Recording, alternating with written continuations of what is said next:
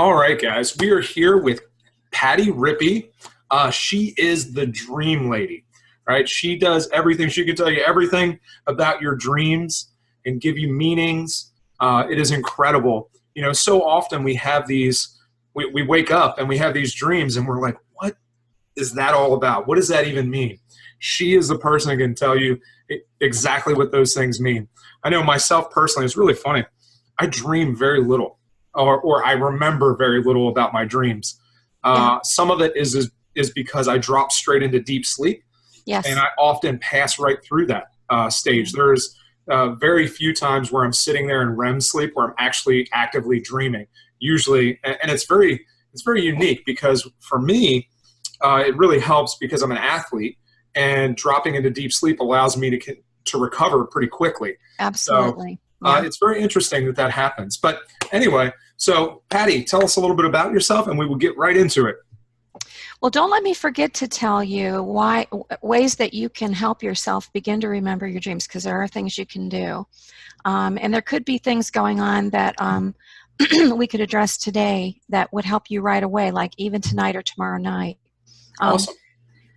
my name's Patti Rippe, and I am a natural-born clairvoyant. It runs in my family. My grandmother, my mom's mom, and my mother, me, one of my sisters, and my daughters are all clairvoyant. And I was raised to believe that it's not okay to like be out there talking about these things. But as I got older, I just felt like it was such a big part of me that I was denying, who I was. So I got into some training with, I don't know if you've heard of John Friedlander, Yeah. but he was my first real teacher when I wanted to really begin to get serious about developing my intuition so that I could control it myself. And that was a fabulous experience. And then later, and I kind of dropped off from that because I was always out, working. But I dropped off from that for a while. And then I actually had a nightmare. I've always been interested in dreams my whole life, like most people. But I had a nightmare in my 30s that it was really life-altering, and it's scary. I get a stomach ache just thinking about it. It was really a scary dream. And I don't have nightmares, hardly ever. But it felt like so many things do that are like life-altering moments, experiences that you have where this is something that's probably going to change me. You know what I mean? And I'll tell you about the nightmare. Is it okay, or did you want to know more about? Oh no, you Um, go ahead and tell us. Yeah. yeah. Um, this kind of ties into the next phase of what my training, the big part of my dream training. But I had this nightmare where I was in a flood and the water was almost up to my neck, and it was dark and it was rough and it was really, really scary. Like I felt all alone. I couldn't see anybody anywhere. The water was making me feel like I was going to lose my balance, and I could feel my feet in mud underneath me. And I was calling out, and there was no one around, and I was freezing. And I happened to look down, and I saw that I was holding an infant in my arms. And then I immediately thought, wow, I've got to keep this little baby up high enough so that it doesn't go under. And my big fear in the dream was that the baby was going to fall into the water and that I wouldn't be able to save it. And sure enough, the water kept rising and rising, and I lost my footing, and I was trying to hold it with one hand, and it went underwater. And I could not get it, and I woke up crying. I was just devastated. And, I want to say I could not get that dream out of my mind all day long. And I was at the time in corporate sales, and I was up in Mount Adams, and I had just called on WLW, and I was getting back in my car, and I noticed there was a new bookstore on the corner. I think it was St. Gregory, called Kindred Spirits, and it looked like it was a kind of new age kind of place. So I went in there looking for a dream book because I felt like I have got to figure out what this means. So I went into the store, and the lady who was working there, she was on the phone, and I just went, dream book? And she pointed, and I just went by myself over there to try to find something. This is back in the 90s. I think it was like 95, something like that, 94. So I walk over there, and there are only 2 dream books on the shelf. And I pulled out the little thin one, and then there was a thicker book right next to it. The little thin book, I pulled on it thinking maybe I can get something really easy and answer this right now. I pull on the thin book, and the big thick book comes out with it, and it falls. You know how it goes. So I'm pushing the little one back in, and I get the big book. And that book, I open it, and at the bottom of the right side on that page says Killing a Baby. And it was a synchronistic moment, and those kind of things happen a lot to psychic people. Well, they happen to all of us, but it happens as a way of saying you're right where you belong right now. You're getting help.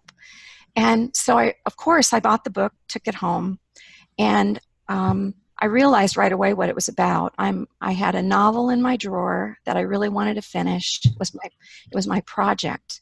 And in the dream book, it said, Killing a Baby represents the death of a project that you care very much about, something that you're working on that means a lot to you, that you've let it drop.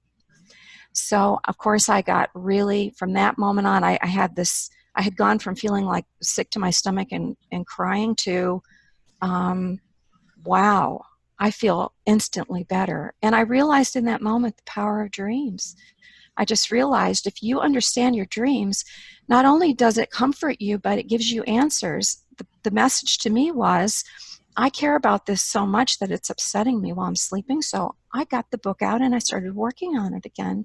And of course, because of that, I got a journal, because the dream book talked about getting, a journal, which is, by the way, the smartest thing you can do if you want to remember your dreams. So I started doing that. And a couple of weeks later, I had been analyzing my dreams every single day, and I was really getting into it and just loving this wonderful book by this woman. It's called The Mystical, Magical, Marvelous World of Dreams, and it's by Wilda B. Tanner. And it's an old book. It was written in the 80s. But this woman really had it together. She had this book laid out so that anyone could figure out their dreams. So I'd been doing my dreams for a couple of weeks, and one of my best friends called and said, hey, are you busy tonight? I want to go out to dinner. I want to introduce you to someone I just met. And I said, sure, I can go. Who's the person you want me to meet? Wilda B. Tanner. It was her. Wow. I know. So, of course, that's another synchronistic moment. So I knew I am meant to pay attention to this stuff. And with the exception of a few times when life was too crazy to get the dreams written down and to look at them, I've been trying to really honor my dreams and pay attention to them, and I've been studying them intensely. Wilda and I, by the way, became really close friends, and she would call me and I would call her, and we were dream buddies, which is another thing that really helps us to remember our dreams, having someone you can talk to about your dreams and say, hey, what do you think this means? So anyway, that's kind of a long introduction for you, but I wanted you to hear that story because I just think it's fascinating and magical. It's an incredible story. There are so many things in life. There's so much synchronicity, and so often we're not aware enough to see it for what it is, unless it's like a life-altering thing where, like, you're reading a book and you literally meet the person the next day, But a lot of times there's synchronicities that happen that we don't even pay attention to. And those are those signs that really show us the way that we need to be going. And often we get to a place in our life where we're like, oh yeah, if I would have only paid attention sooner, I'd be so much further ahead right now than I am. And so I tell people all the time, it really is awareness and being aware of all these things around us. Now, there's all kinds of skills because of that awareness. Like you got into learning how to interpret dreams and going through that because that was the direction your life was going, obviously. And, just remain aware to the things that are going on around us, and things become so much easier. Absolutely. I couldn't agree more. I really feel like that was it Joseph Campbell who said, once you put your attention on something and you are intently trying to focus on it and accomplish something that you feel is important, it's like there are 1,000 helping hands that come in and help you. And I think that might be what he was talking about, synchronicity. And it's absolutely It's just there. And the more you're on target in your life, the more you're working on something that you're passionate about, something that you really care about, whether it's being a writer or a journalist or being a doctor or a mom, whatever it is. If you're on that path, that I feel we have a destiny, a fate, a soul contract even. We come in knowing what we want and need to do. And when we're doing that thing that we're supposed to be doing, we feel really wonderful, and we do get lots of signs that we're on the right track. So, yeah, I agree with you. It's really important. Yeah, for sure. Yeah. So, do you have a dream that you have had that you've always wondered about, or a dream that, Hmm. even from the past, something that you would like to share? Something I, that, I think really for me, it has been oddly the lack of dreams that has been more of, the thing that I've always wondered about is that I don't even, man, I can't remember the last time I really dreamt a lot. I'll have mhm, maybe a few things here or there, uh, but nothing that, and probably part of that is because I don't, I have never taken the time to write that stuff down right away. They talk about, that as soon as you wake up, you should mhm, immediately write it down yeah. because otherwise give your brain, 10, 15 minutes and you've already forgotten most of it. Uh, That's true. That's true. I always think of it like it's a butterfly. The memory of the dream, the more still you are when you first wake up, it's like a butterfly will land on you if you're very still. But as soon as you get up or take a drink of water, and alarm clocks are really bad for chasing dreams away. So I often tell people, some people only remember their dreams when they're on vacation.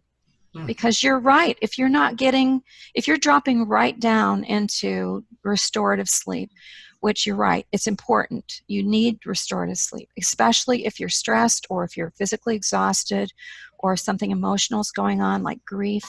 Um, you really need that restorative sleep. And it isn't until you get your restorative sleep really completed that you will start to rise up into the higher levels. Like their beta is awake, alpha is usually where we have our dreams. And closest to wake time, that's when lucid dreams happen. Mhm. So the deeper you are in sleep, you're not going to remember, you're not going to have dreams in that part. But if the other thing too is there was an old fashioned way of talking about sleep back in the 1800s in the agricultural community, and in the style of life in our country, in the US, where they would talk about first sleep and second sleep. Mhm. Because first sleep was the first part of the night where you knew you could sleep for a few hours, but you had to get up in the middle of the night to take care of the animals on the farm. Mhm. So everyone would get up and go feed and take care of and milk the cows and do all of that. And then they'd come back and go back to sleep for about 2 or 3 hours.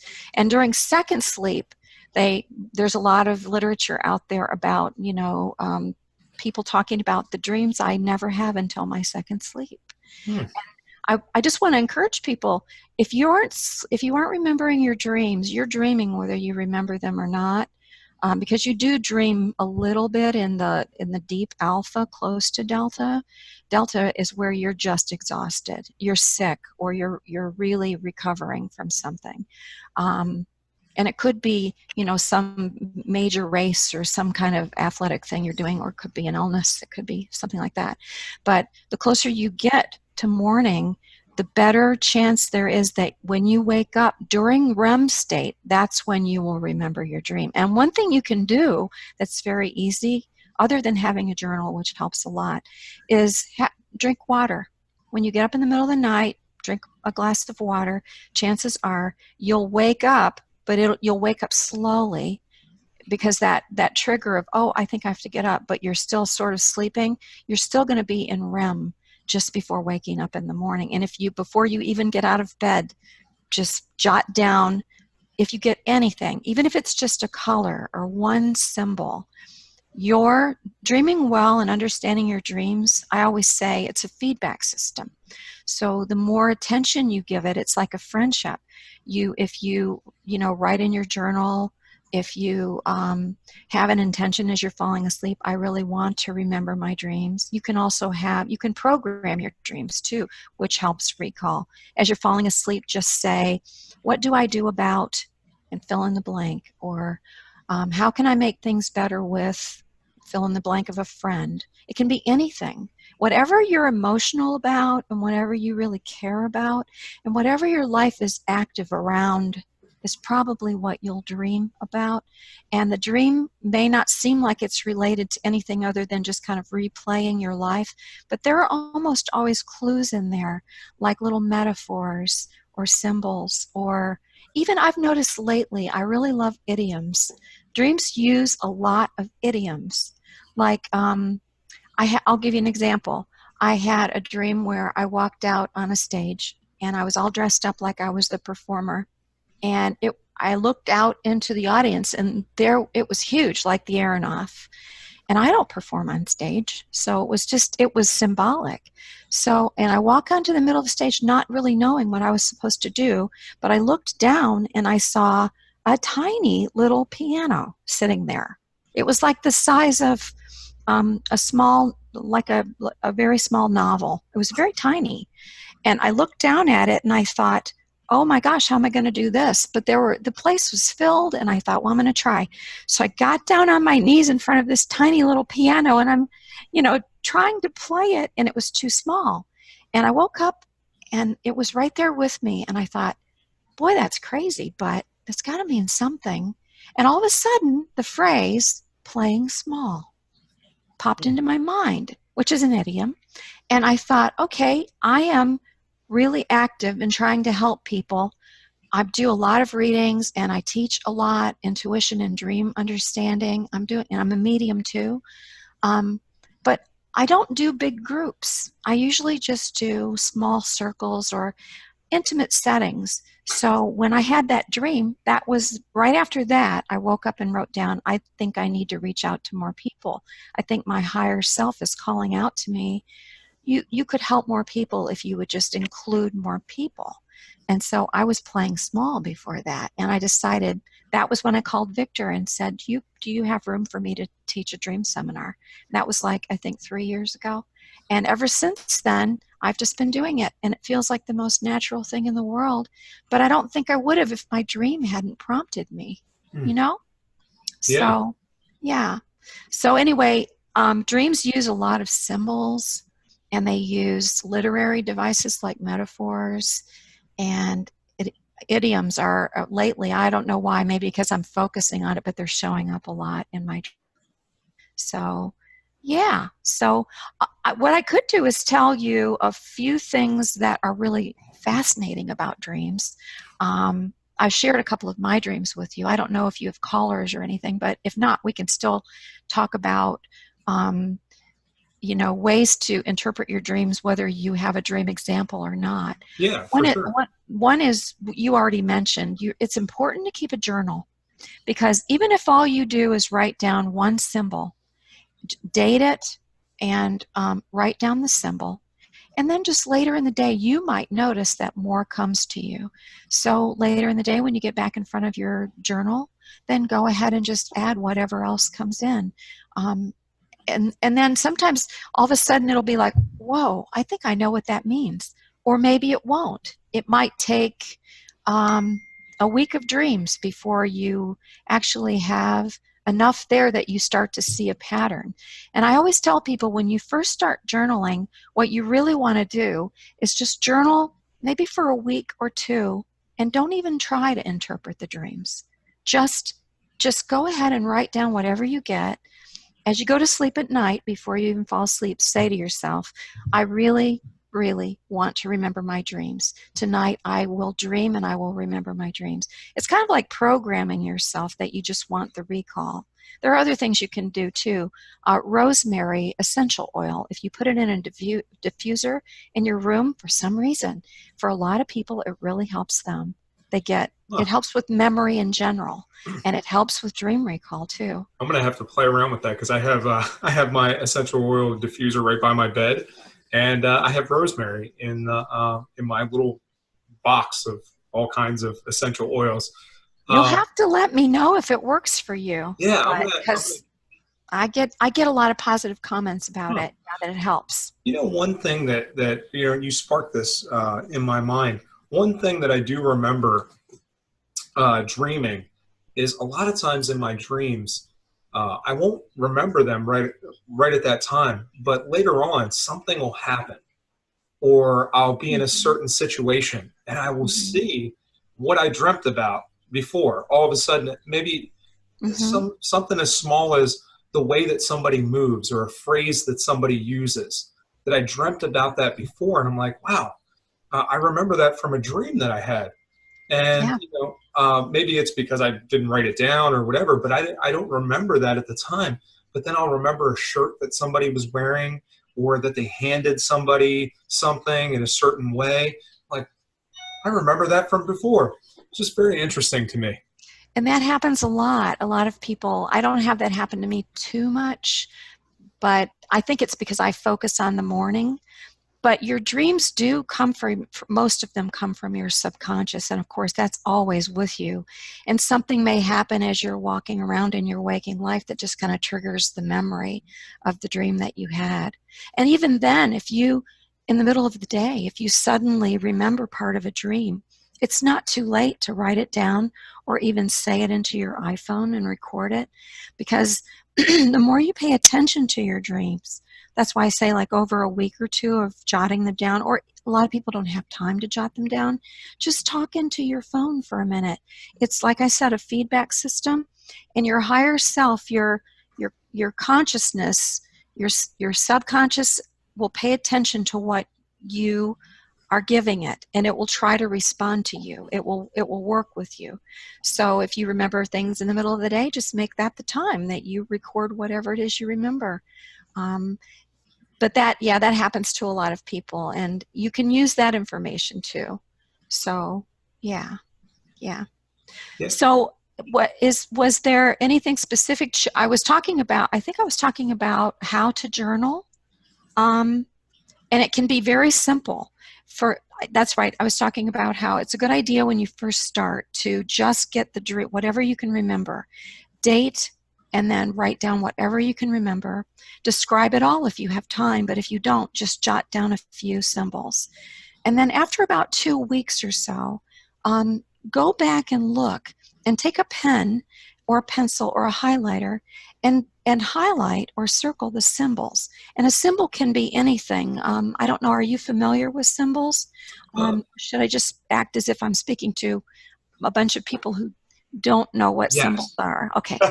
A symbol is anything that could represent something else. And if you think in terms of grammar, nouns, verbs, adjectives, descriptive things like color,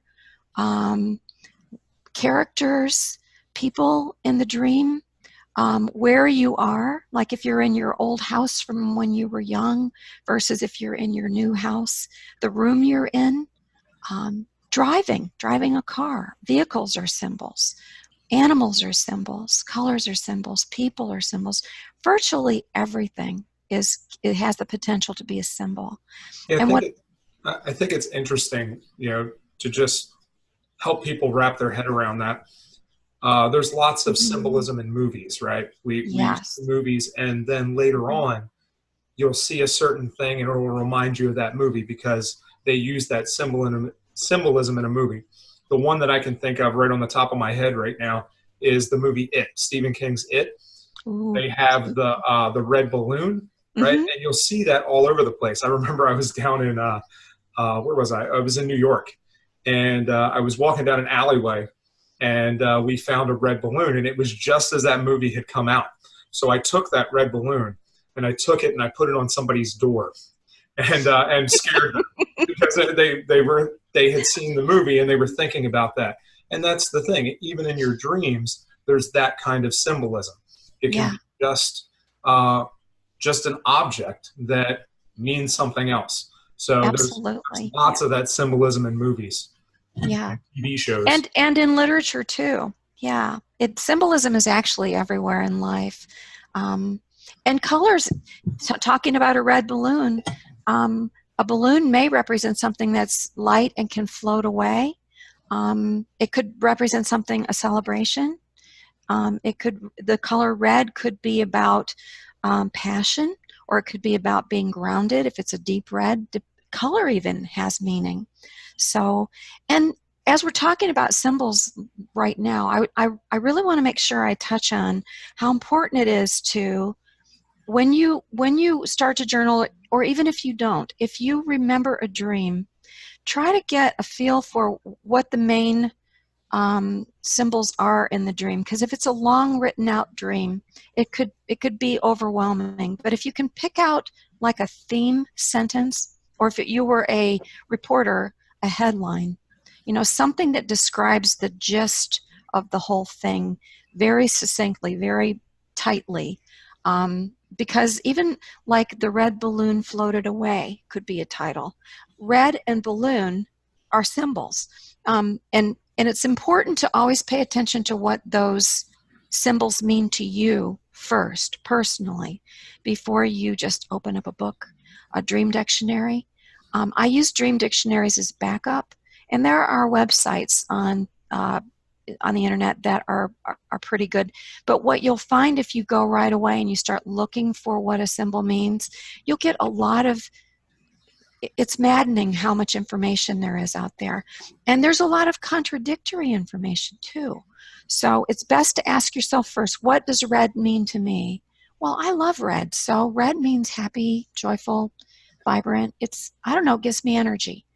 That's the most important meaning of the symbol, what it means to you. And then, ask what a balloon means to you. If it reminds you of being a kid when you always had balloons at your parties, it might mean celebration. So happy, joyful, passionate celebration. Even that little bit is a good way to practice beginning to understand. And another thing, when you use a journal, if you do get into analyzing your dreams, what you want to do is keep a few pages in the back of your favorite dream book or your journal and write down your own personal symbols. And the meanings that you have come up with for yourself personally, because in the long run, within a month or two, if you do this, you will be waking up, remembering your dreams, and you will be, right away, you'll see the symbols, you'll circle them, and you'll say, oh, I've got my headline, I've got my theme sentence. Oh, wow. You don't even have to think about it. You know what it means. You don't have to analyze it, because your personal symbols are your own language between you and your dream self. So it's a quick way and an easy way to get an accurate interpretation of your dreams, to keep track of your own personal symbols, because they show up like repeatedly. Once your subconscious and your superconsciousness knows, oh, she knows what that means, it'll use it again and again and again. So like water might show up in your dreams 3-4 nights a week, if that's one of your personal symbols. And here's another example of why it matters, symbol means to you personally. For someone who dreams about water, and say they write down their dream and water is one of the symbols, instead of going someplace like Dream Moods on the internet and looking up what water means, which would be frustrating because it's like paragraphs, just ask yourself, what do I think about water? What does water mean to me? For one person, it might mean absolute joy because they grew up swimming and they loved it and their family went to the lake, and it may represent celebration and family time and happiness and just joyful experience and play. And to another person who nearly drowns in water, it might mean, no, I don't like this at all. I don't want anything to do with water, so get it away from me. Yeah, that's me for sure. Like, yeah. It's so funny. I've had so many crazy experiences in water and near drowning experiences. I try to stay away as much as possible. Yeah. And I'm the same way. I was tossed in, held down, and so I didn't like water. I didn't learn to swim till I was older. And I like water okay now, but it's not my favorite thing. Yeah. But water happens to be kind of an archetype. Water is deeply representative of emotion. So you can use your personal symbol meaning first, and then use the universal meaning too, that's a really good way to get deep into the dream, because dreams almost always give us messages that are really important and meaningful to us. And I really love dreams because I really believe that dreams elevate the consciousness of the human beings, and even animals dream too. I didn't know if you know that, but they do. We all dream. Some people say, I don't dream. Don't. It's that they don't remember. But when you understand your dream, all of your dreams, because you've been working with them, it's like you're learning a new language about the deeper part of who you are, about your higher self, about your soul self, because your subconscious communicates with you as a human, but your superconsciousness communicates with you as a soul. And both of those things work within dreams together. So it's good to know what the personal meaning of the symbol is, and then look, some archetypal meanings are incredibly powerful, and they will deepen and enhance the meaning of the dream that you're having. So, yeah. Yeah, I think it's interesting because, when we talk about the subconscious and a lot of dreaming comes from there, if that is the case, then it is your meaning that is going to make the big difference, because it's what that represents for you. And yes, there may be some larger things, but I think of it kind of like people go and they have a cold and they go to WebMD and they start looking at all the different symptoms that they have, and they're like, oh my God, I've got this disease. It's true. And it's kind of the same thing, when we go and we search and we look for things without really looking at what it is first and what it is to us, then it can get crazy because there's so much out there and so many different ideas. I deal with fitness a lot. So it's the same thing with diets, right? We all, we want to try this and we want to try that. Well, ultimately, it's what works for your body and what makes you healthy, because everybody is different. Our chemistry set is different. So we need to figure out how our body reacts to things and how we can enhance what we already have. And I think with dreams, it kind of is the same way, right? We have a certain set of meanings and things, and if we can figure that out, then all those things enhance what we can do already. So I think it's neat. Yeah, it's making it personal, right? I mean, you're right. You go on WebMD and you just get lost on there and you get yourself upset. You're like, but it doesn't make any sense. Well, wait, they're contradicting themselves here. And the same thing does happen with dreams. So you're your own best interpreter. I always tell people, I can help you, but I'm going to ask you questions as we go. And it's going to take more than a minute or two. It might take us 15, 20 minutes, but by the time we finish, you'll know how to interpret your own dreams.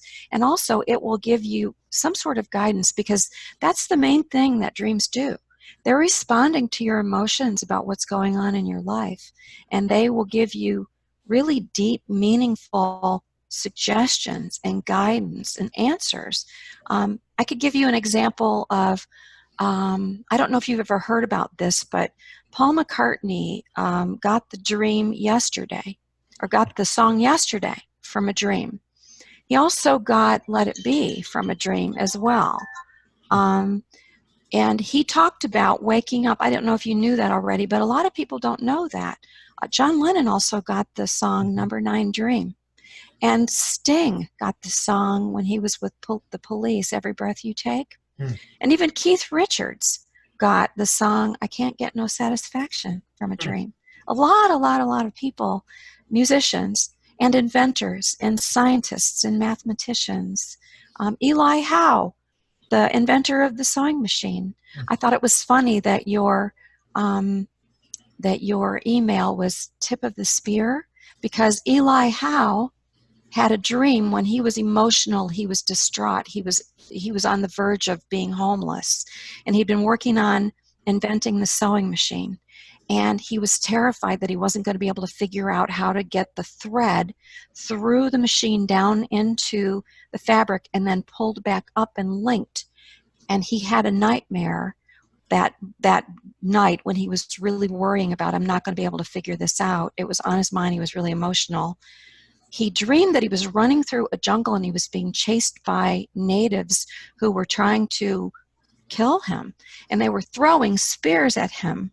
and one of them flew by, right by his head, and he saw it up close, and it had a little hole in the tip of the spear, and it woke him up, and he had the idea, oh, I see how I can do it. I can't put the hole at the end of the needle. It has to be at the tip of the spear.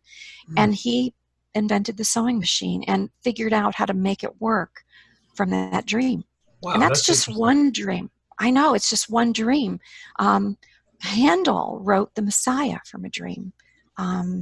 There, Jekyll and Hyde, Dr. Jekyll, Mr. Hyde was written from a suggestion from a dream.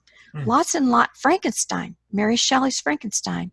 She was thinking about ways to amuse her housemates, staying in a cabin somewhere, and they were all making stories up, and she had this dream, and she dreamed of this monster who was put together different parts, and she woke up and wrote the story. So dreams are amazing. Anyway, I want to tell you, Paul McCartney really thought that somebody else had come up with the melody for the song yesterday, because he woke up with it. And he's one of my favorites, so I've known this story for a long time. But he talked about thinking, that can't be my story. That can't be my song, because it's good. It's like I've heard it before. So he went around asking everybody. He'd play it for them yesterday, just the melody. He didn't have the words yet. But he'd play it, and people were saying, George Harrison's like, no, Bud, I think that's yours. I really think that's yours. And John Lennon's like, yeah, I wish I would have written that. That's really good. I think that's yours. And he just couldn't believe it. And so it took him so long to actually claim it that he actually made up really funny words to it while he was trying to figure out. Did you hear that? Have you seen the videos of Paul McCartney singing the funny words to yesterday that he No. gave? He and John Lennon used to goof around in the music studios when they were they wrote a lot of music together, as everybody knows. But they wrote funny words, scrambled eggs, scrambled eggs. Oh, my baby, how I love your legs. And it just went on and on and on, and it gets really funnier and funnier. If you get on YouTube and you look up Paul McCartney yesterday lyrics, scrambled eggs, and watch it with him singing with Jimmy Kimmel, it's hysterical. I think it's Jimmy Kimmel. It's a comedian, but the point is the more involved we are in something that we care about, the more. And I sense from you that you're passionate about your fitness and you're an athlete. So the more that stuff is on your mind, if you fall asleep with a question on your mind that you really want an answer to, you'll wake up with something that's trying to help you. And if you don't have time to write it down, at least acknowledge it by talking into your iPhone. It's a feedback system.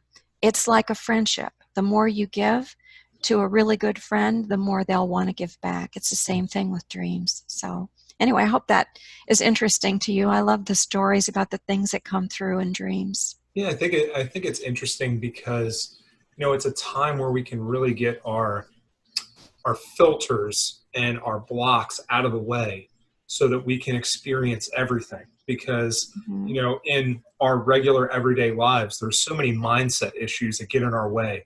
The things that we've been told, the issues that we've had, the problems that have come up in life that really get us to this place where we're fearful to do what we want to do. But in that dream place, we can really live out some of those things and really flesh out those ideas that we're going through and get answers to that, because in that space, you can literally do anything.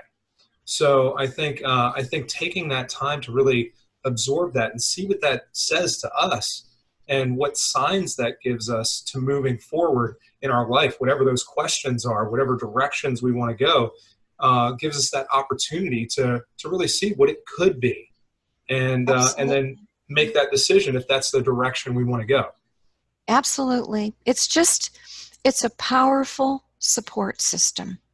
It's linked to our subconscious, but it's also linked to superconsciousness, which is, I don't know if we have enough time to talk about all of it, but we have an energy body that survives this physical life, that it's often referred to as a belief system, but I happen to know that it's there because I'm clairvoyant and I've seen spirits and I've seen ghosts, and I've seen angels, and I hear people talking, and I know that there's the personality survives death, the soul survives, and the soul is just one realm. Are you familiar with the chakra system? Well, for every chakra, there's a layer of energy around us that corresponds. The things that we learn in our lifetime, the advancements we make, we take that with us. And our dreams will respond to us on a earthly level, like, what do I do about getting along with my boss at work? You can fall asleep with a question like that on your mind. What do I do? My boss seems to be unhappy with me, and I'm doing everything I can. Can you give me a suggestion? You'll get something earthly to help you, how to get along with someone, how to solve a problem, like Eli Howe, getting that needle, at the tip of the spear.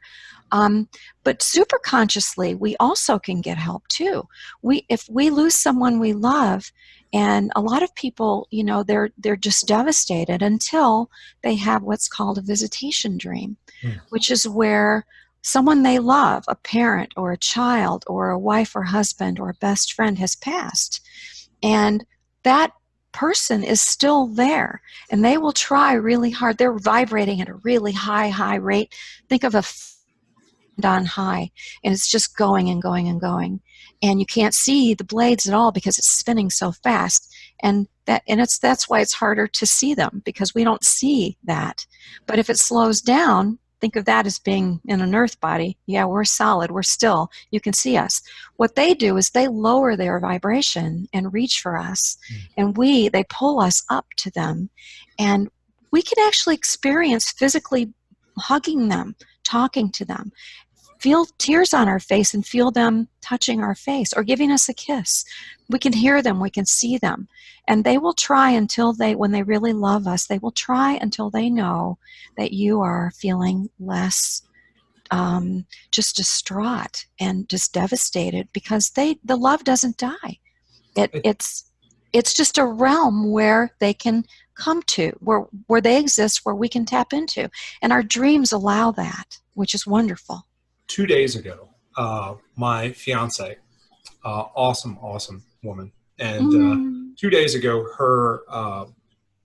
it was the anniversary of her father's death, and he died, I think, about 7 years ago, long before I knew her.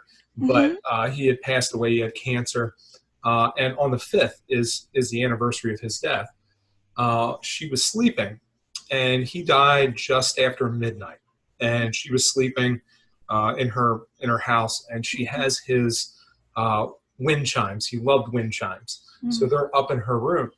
And right after midnight on the 5th, she was sleeping, and whether she woke up or was dreaming it, we don't know. But the wind chimes moved. They started jingling, and she woke up, and she was trying to figure it out. What happened? Was it the vent, came on and moved them?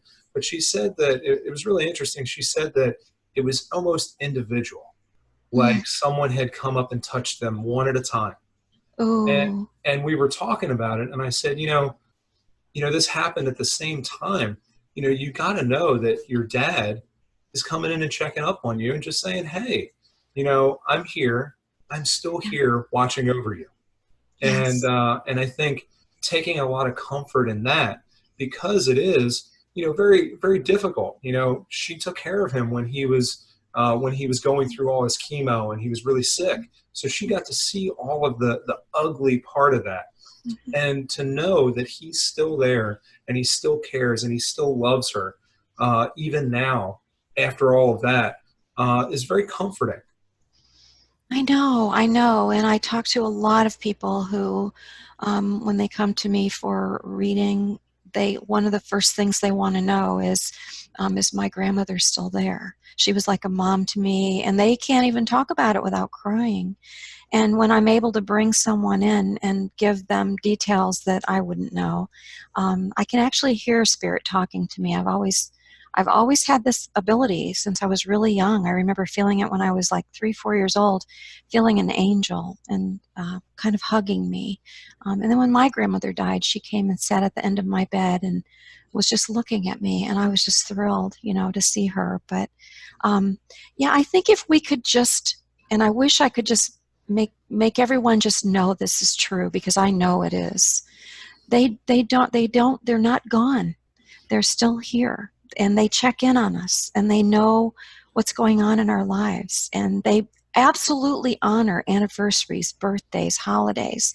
They know when there's a big event coming up, like a wedding. He might be there at your wedding, with your beautiful fiance, he probably will.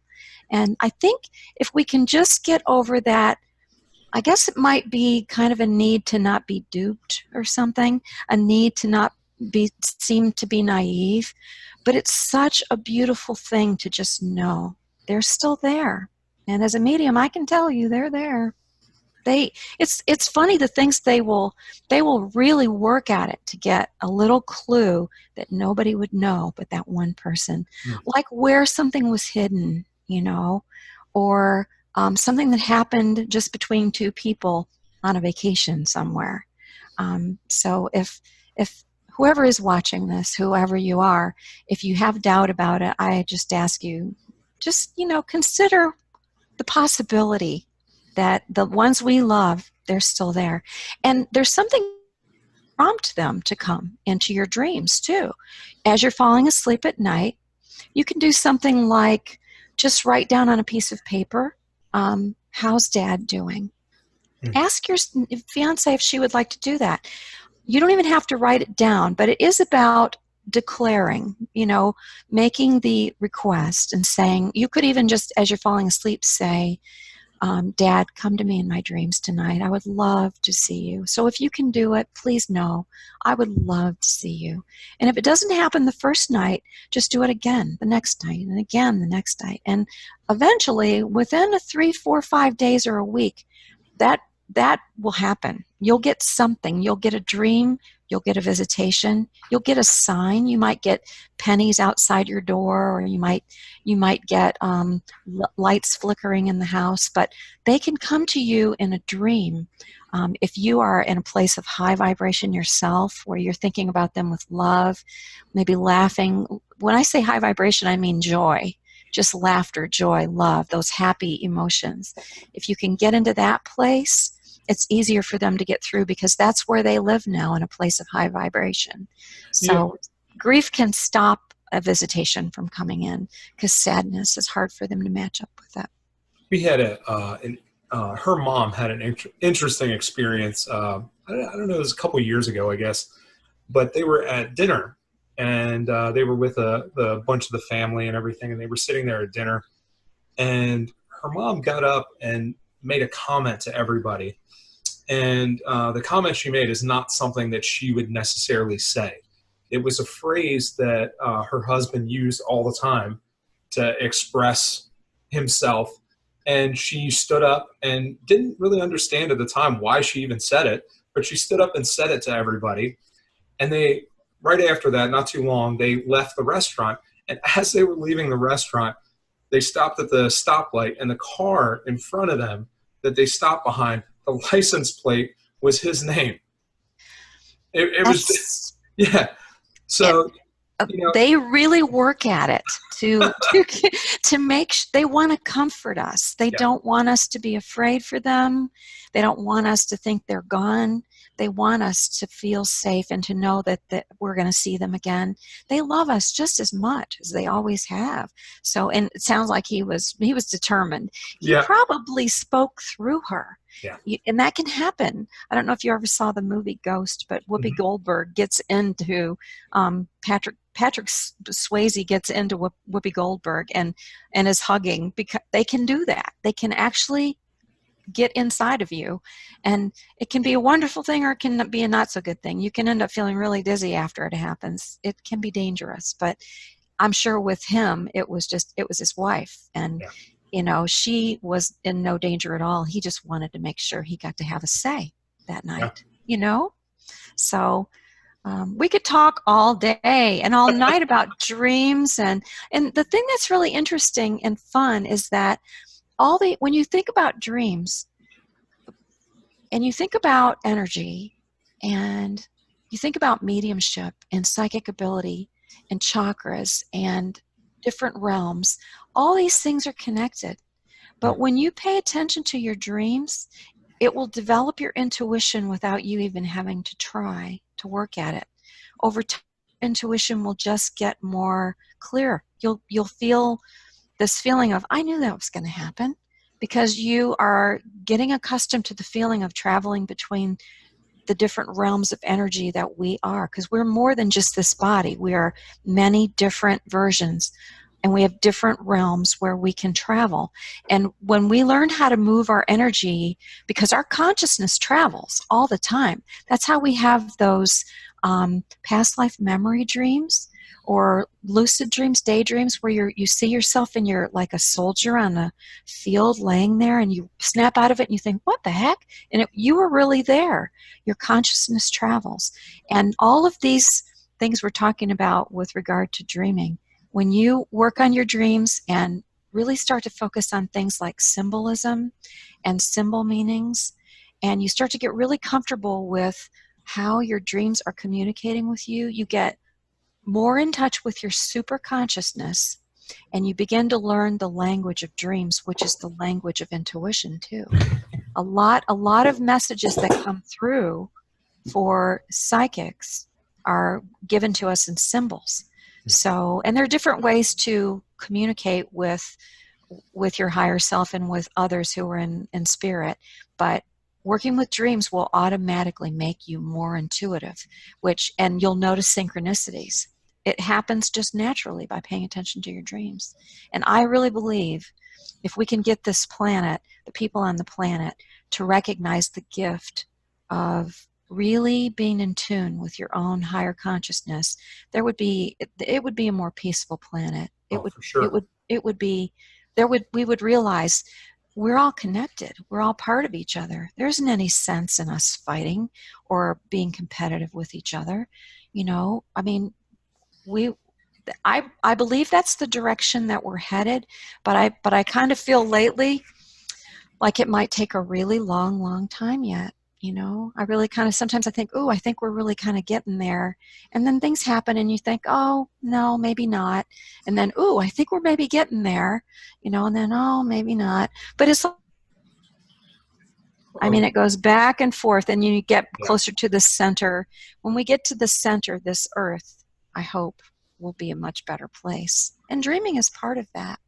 I think, you mentioned this earlier, that when you were growing up, it was, it was something that was difficult, right, in society as a whole.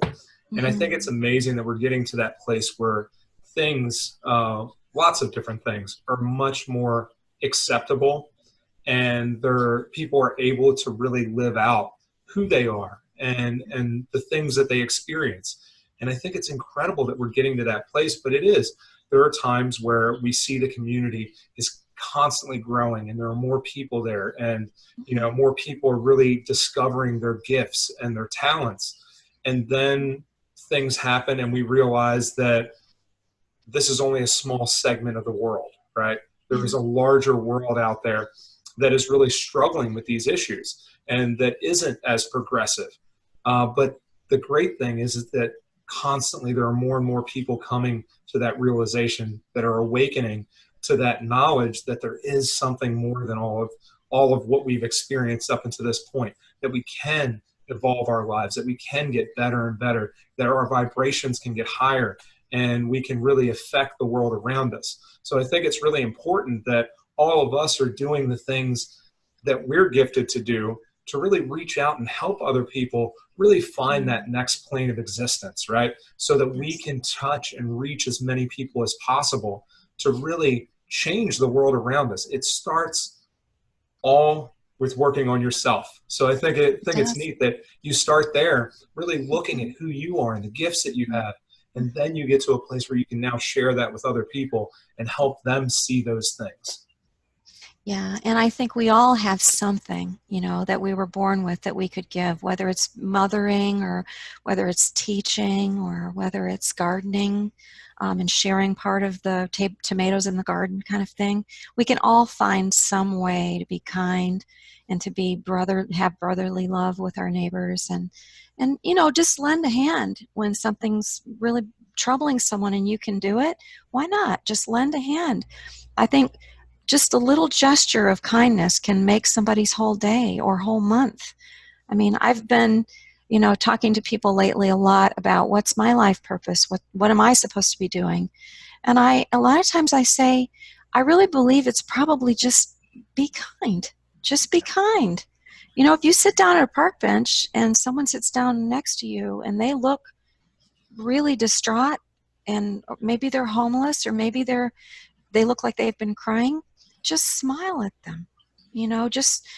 Or make a comment about what a nice day it is, or say something to help them feel connected, because I do think a lot of depression and harm that comes to us comes from feeling separated. I Oh yeah. feel the more we feel part of a community, and also feeling like we have a life purpose, and I feel like you feel like you have a life purpose, and when we do find that thing that we think, I think I was meant to do this, and we are passionate about it, it's easy to feel and to see all the connection that everyone is really one. We're one big organism on this planet. Um, so yeah, but it can start with little tiny things, just a gesture of kindness.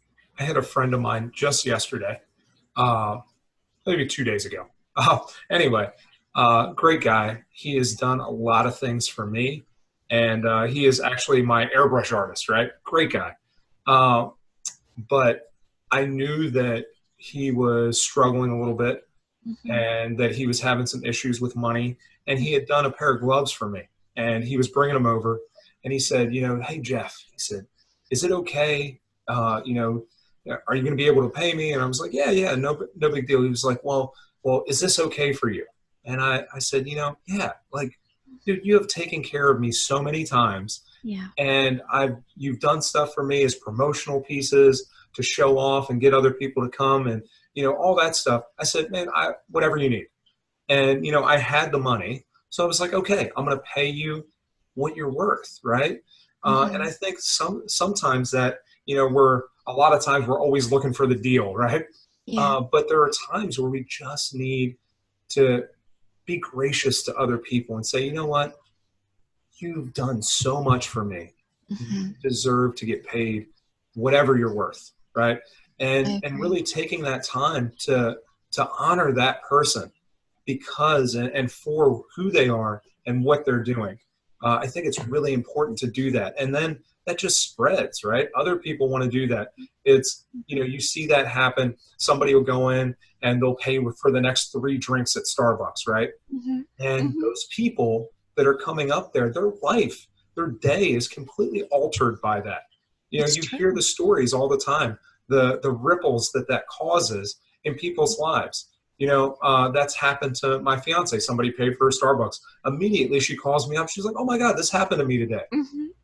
And Hmm. it's those small acts of kindness that really change things for the world around us.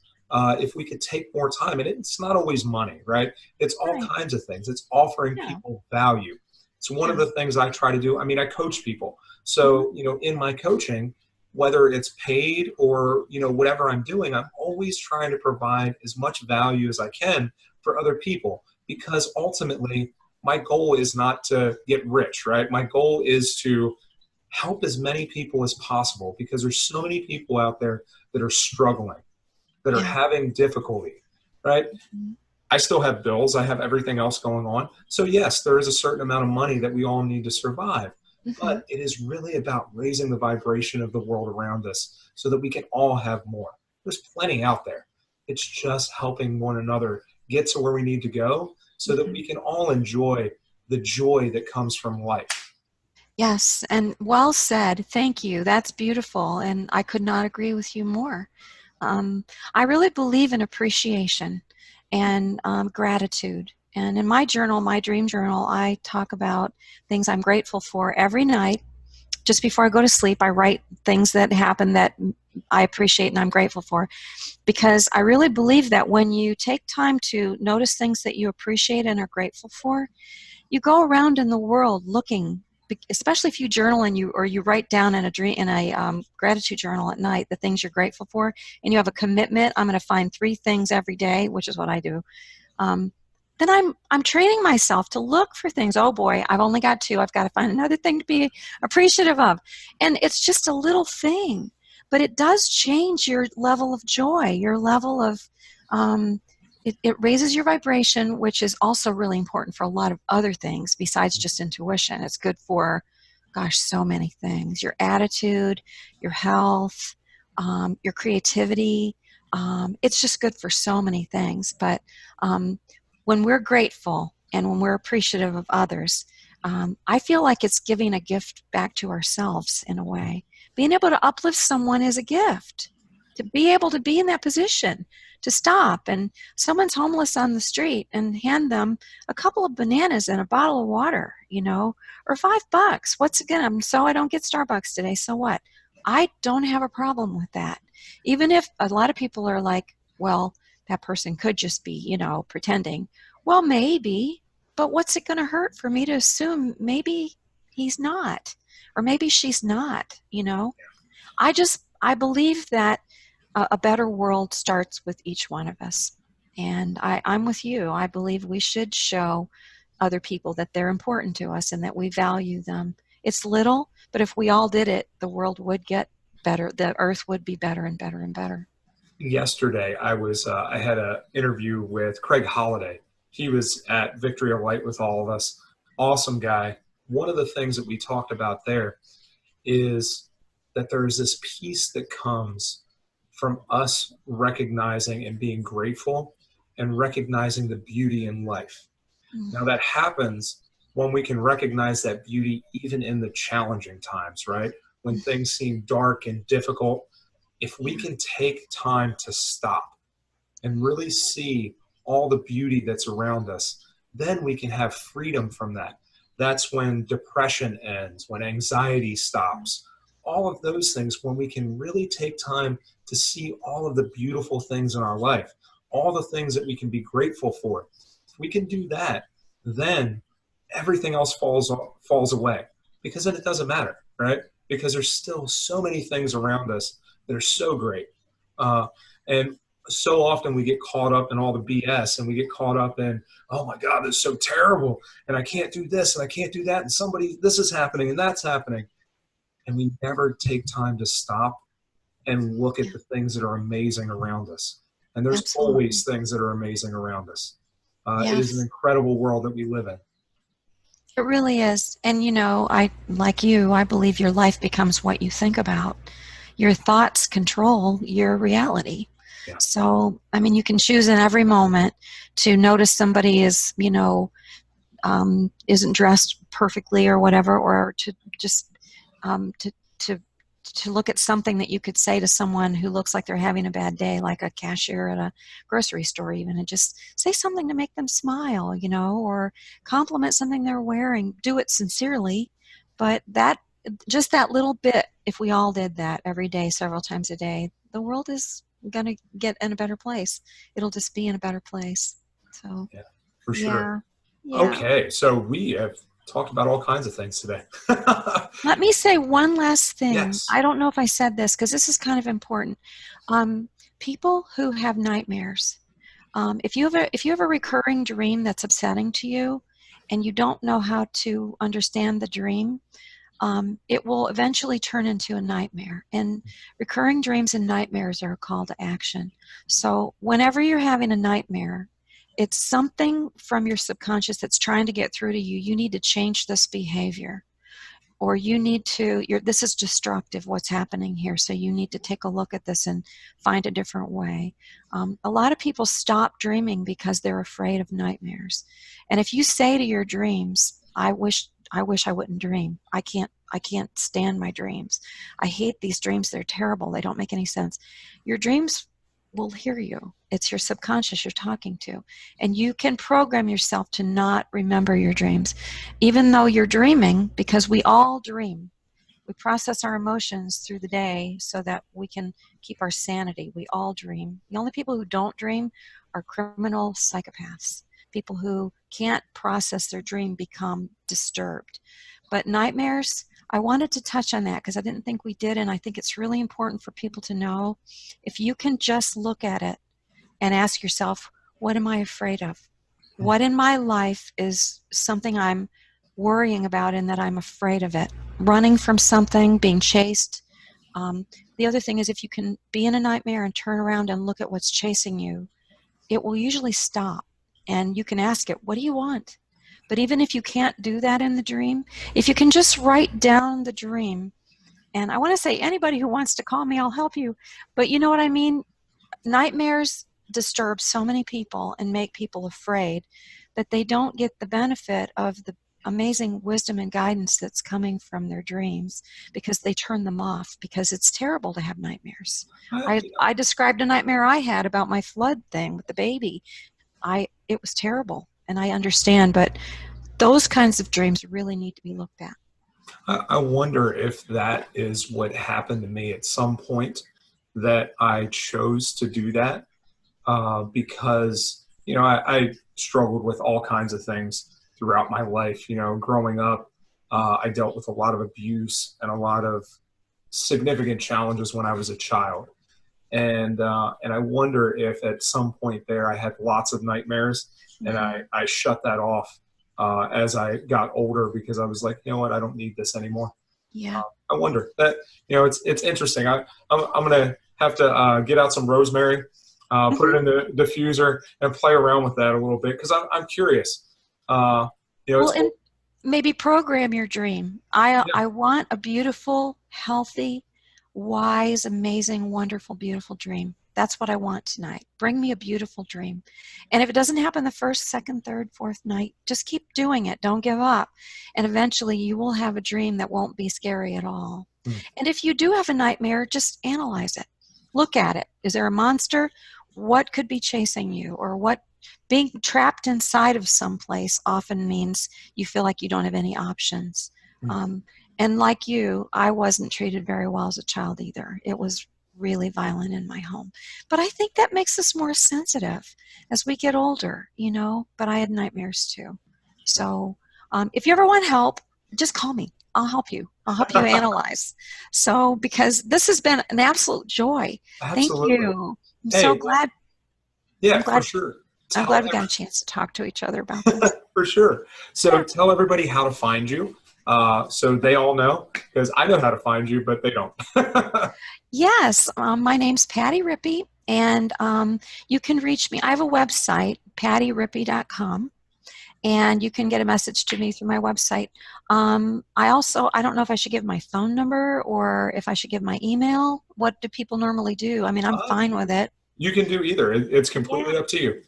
I do readings for people. I teach seminars. I do a lot of things. I'm a medium, and I help with dreams. And I do readings about health issues, all kinds of things.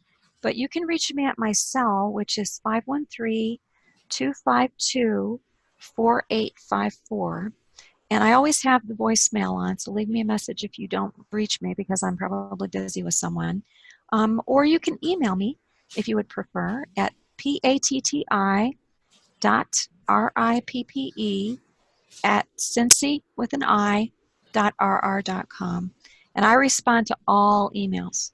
So I'd love to hear from anyone who has questions. And thank you so much, Jeff. Hey, awesome, awesome. Thank you so much for sharing all the things that you've learned and helping us try to figure out, what we've got going on. Yeah, I love the work, so it's a joy for me. Thanks. Absolutely. Thank you. All right, you We'll take talk care. to you soon.